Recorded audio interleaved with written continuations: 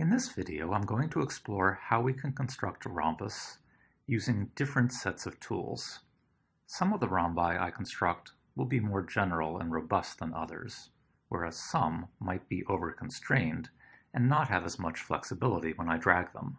But in each case, we'll see how our set of tools makes us think carefully about the properties of a rhombus and how we can use those tools to build the rhombus. So on page 1, we have a segment and a compass tool.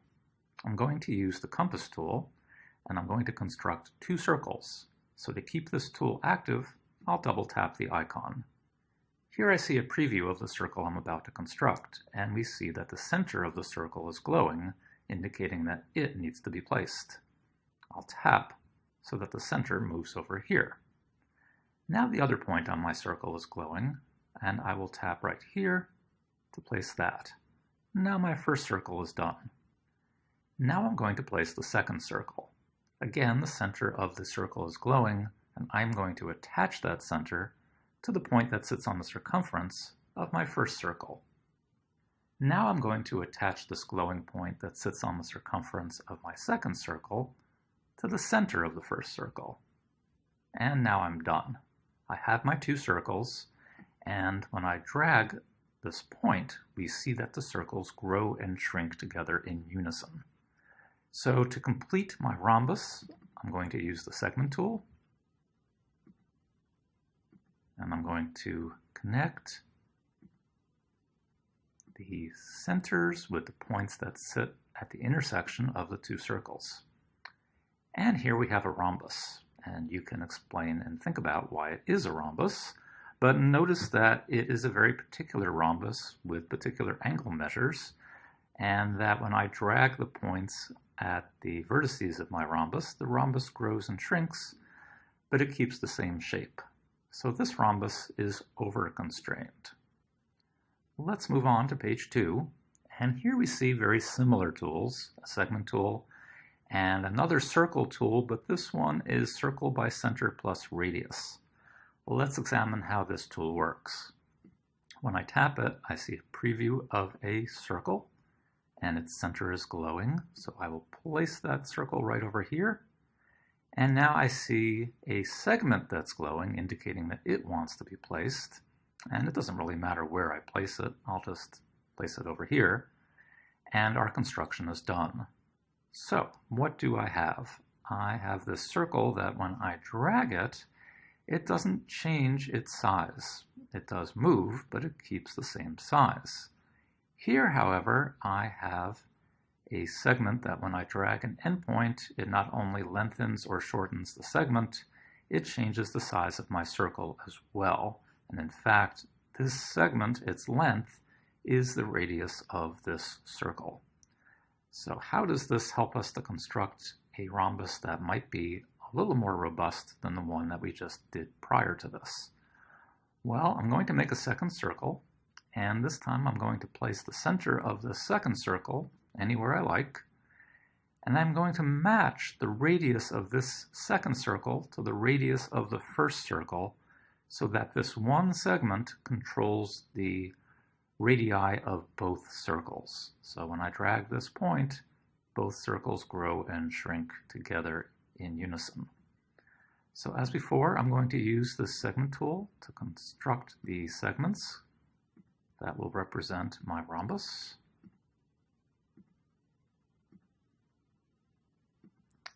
And there, I'm done. So if I drag this point, I change the size of my circle and my rhombus as well. I can drag this center point of my first circle to change the angle measures of my rhombus, which I could not do before. And this is looking really good, except for one little problem, which is when these circles get too far apart, there's no more rhombus.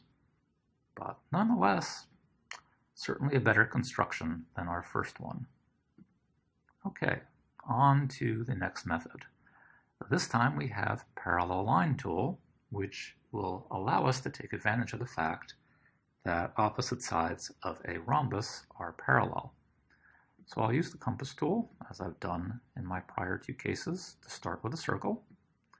And I'm going to construct two segments, one from the center to the point on the circumference, and another one from the center to anywhere on the circumference. So now I'm going to use the parallel line tool. Here I see a preview of what I'm about to construct. Here's a segment and a line that's parallel to it. I'm going to match this glowing segment with this segment right here, and I'm going to construct a line that's parallel to this radius through that point. And notice now that when I drag any of these points, this radius and this line remain parallel. So one more use of this tool. This time I'm going to match this glowing segment to this segment, and I will match this glowing point to that point on my circumference. Here I see my rhombus. I can construct two segments and at the same time be constructing that fourth vertex of my rhombus. And I might want to hide some of my construction parts. So when I tap the visibility widget, I can now tap the objects I would like to make invisible. I could choose the circle as well. And when I tap this icon again, I am left with just my rhombus. And this one seems to exist no matter how I drag the points.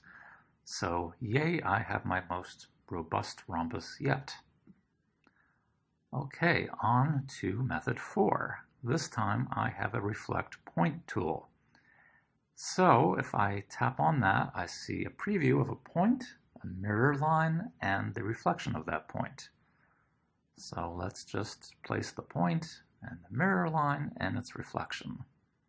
All right. Now, to continue, I'm just going to move these points a little bit out of the way, or at least this one. I'm going to construct a segment connecting these 2 points, and I'm going to construct a circle with the intersection of the segment and the mirror line as its center, and it will pass through this point on the mirror line. And I can drag this to change the size of the circle, and let's construct the 4 sides of the rhombus.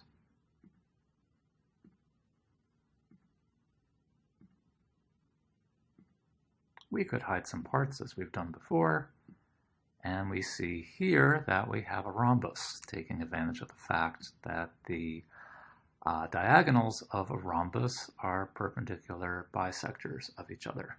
And you can think about why this construction ensures that. It's a nice construction. One thing I don't like about it is we have this extra point here which controls the rhombus. So not quite as elegant in terms of our parallel line construction, but still a very nice way to build the rhombus. Here on the next page, we no longer have what we had on the prior page, which was the compass tool. So can we make do without it? So again, I'm going to start with a point, a mirror line, and the reflection of that point. And this time, let's see. Well, I'm going to drag this point a little bit out of the way so we don't focus on it so much. And I'm going to use the reflect point tool again. This time I'm going to reflect this point that sits on the mirror. And now we see this new mirror line is glowing, but I want to place it so that this mirror line connects these 2 points, the original point we constructed and its reflection. So rather than place the line itself just by tapping once, I'm going to instead place this point here and this point there, and these 4 points form the vertices of my rhombus, and I'll leave it at that. For my next construction, this one behaves very similarly to the 2 that I just did, except now we have a perpendicular bisector tool. I'm going to leave it to you to think about how that will work. On page 7, we have a translate tool, so let's explore that. Again, I'm going to start with a compass tool to make my circle, and let's do as we did before when we had the parallel line tool and construct 2 sides of our rhombus. here I'm going to now use the translate tool. I am going to translate this point by this vector, and what vector do I want to translate this by? Well, I want to use this radius to be my vector. So since this vector is glowing, I'm going to simply tap on this radius to merge them, and that creates this point right here. And if I use my text tool to do some labeling, we see that A prime is the translation of A by this vector, which ensures us that opposite sides of our rhombus are parallel.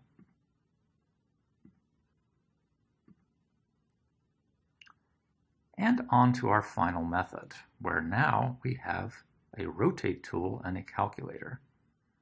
Okay, so let's see how this works. I'm going to use the rotate tool to start. Here we see a point that's glowing, we see a center, and this point is being rotated by 35 degrees about this center to obtain this point.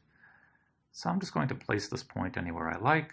I'll place the center wherever I like, and I'll tap to confirm an angle of rotation. So as I drag this point, we see its rotation by 35 degrees about center C.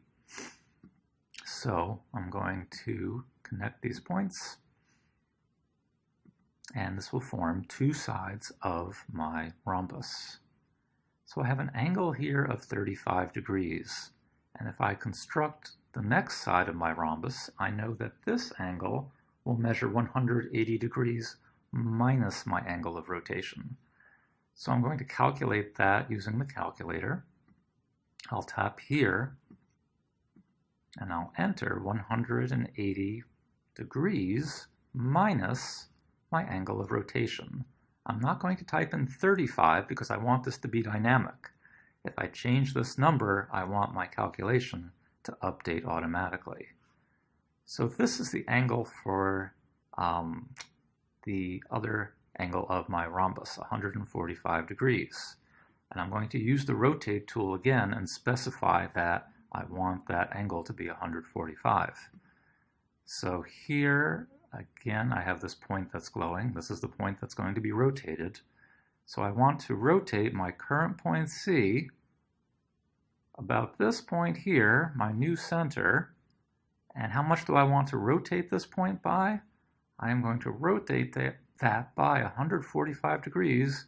So I'll merge these two together, and that creates this point, which is the rotation here of the green point, by 145 degrees. And I can connect these with segments to form the remaining two sides of my rhombus. And this one it's seemingly constrained because the angles are remaining the same, but I can come back here to my original angle of rotation and change that to another number, like say 50 degrees, and it creates a new rhombus. So there you have 8 different methods for constructing a rhombus, each using a different set of tools.